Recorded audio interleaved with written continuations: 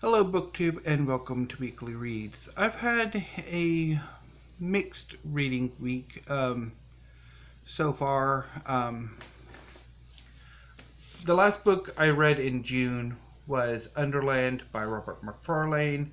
This is for the semifinals of the BookTube Prize, and as such, I will only say I have read it and expect my review and a discussion of this book and all the other books in my group of the semifinals of the BookTube Prize sometime at the end of this month.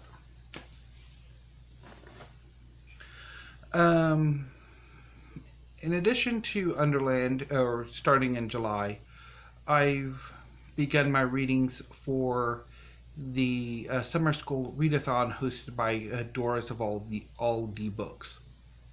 The first book I started on was The Math, How to Bake Pie by Eugenia Cheng, generally because math is my least favorite subject.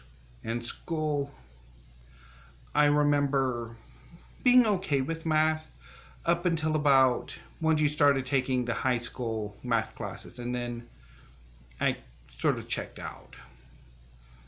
Part of that might have been just really bad teachers, or probably more accurately, me not understanding how math classes worked until probably sophomore year in high school. I did not know when the class was going over last night's homework that you were supposed to actually correct the questions you got wrong during that review. Nobody told me, and I've been salty about that ever since. But anyway, so I read How to Bake Pie, and I didn't particularly care for it. I think while the intention might have been to make math more digestible, more understandable, I don't think Eugenia Cheng succeeds. I think she actually makes it much harder to understand. And I'm kind of suspect about some of those recipes she includes. Anyway, and so from How to Bake Pie, I moved on to the science requirement. Now, my original plan was to read two science books, a work of astronomy and a work of biology. Unfortunately, the two books that I had intended on reading were no longer available when I went to borrow them through my local library's ebook partner. The two books I intended to read were Letters from an Astrophysicist by Degrasse Tyson and The Language of Butterflies by Wendy Williams. Neither book was available, so I had to switch things around. I managed to find there was a book by Neil deGrasse Tyson, Astrophysics for People in a Hurry, that was available, so I checked that out. And then I was going to go with Becoming Wild by Safina. So I started with Astrophysics in a Hurry and quite enjoyed it. Neil deGrasse Tyson has a way with science education that is just amazing. I particularly liked his chapter on dark matter. But as I was reading Astrophysics for People in a Hurry, about every 15 minutes I was getting logged out from my library's e-reader partner, and it kind of started to tick me off.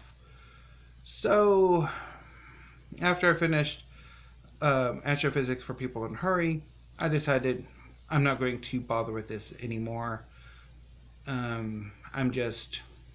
No. So I'm dropping the biology and just sticking with astrophysics as my science requirement.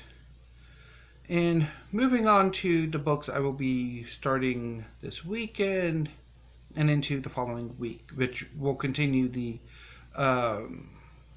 summer school readathon. I'm planning on reading the 2 English or language arts books. I'll be starting Blue Angel by Francine Prose tomorrow, and hopefully read through most of the weekend. I'm pretty sure I won't be able to finish it on like in one sitting, so I will probably read it over the weekend. From there, I will also be reading Wonderbook by Vandermeer, which is a how to write fiction guide. And it's amazing. I've read it before. And I'm also planning on reading the 2 extracurricular books I picked out.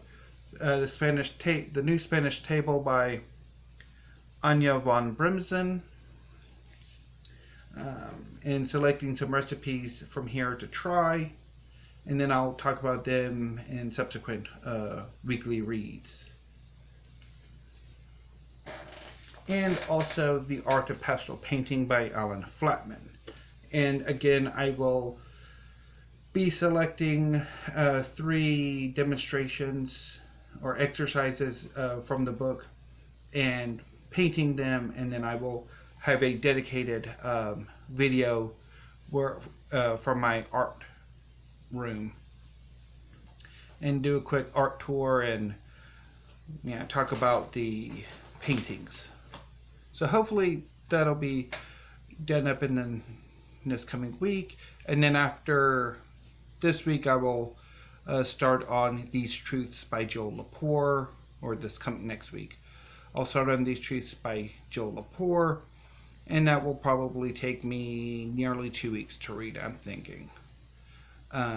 Because I do want to luxuriate in these truths. So I'll take a little extra time to read them. I'll read it. So yeah, that's all of my reading plans. As far as like music or movies, TV shows, I haven't really done a whole lot.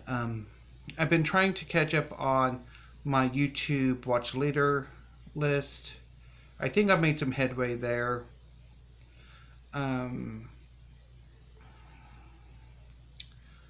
See, I haven't listened to any actual CDs. I really would like to. Maybe tonight I'll get started on that. Haven't watched Netflix in probably about a month, which is typical for me. I'll really get into Netflix for a bit and then I'll just stop for a while and then come back.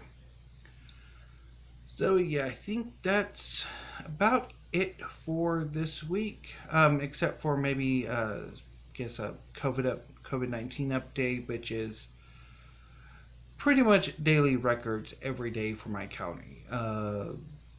This past week we've seen new records the past few days. The daily numbers have been in hundreds. Yesterday it was 224, which was a record. Today it's 271, again a record. Right now there are about 1,500 confirmed cases. 1,200 are currently active, and Governor Abbott finally decided to executive order face mask wearing in public. Yeah. And then we're in the midst of runoff campaign season, so I get the joys of having to watch terrible people be terrible to each other so they can get votes. The main one that I'm concerned with is the runoff for the House representative. The Democrats really don't have a commercial presence. There have been no commercials, any Democratic candidate commercials so far. I mean, that might change once we get closer to the proper runoff election day, but so far it's only been Republicans, and one's pretty much gone full racist, and the other one's just his attacks on his opponent are rather repugnant. So it's, yeah, don't really want to watch TV with the risk of having to watch the campaign commercials. Anyway, so on that down note, I hope everybody has a happy 4th of July. And if you don't celebrate the 4th of July, I hope you have a great weekend. And please, please, please stay safe. Wear a face mask, social distance. I mean, it's getting worse. So please stay safe. Thank you, BookTube.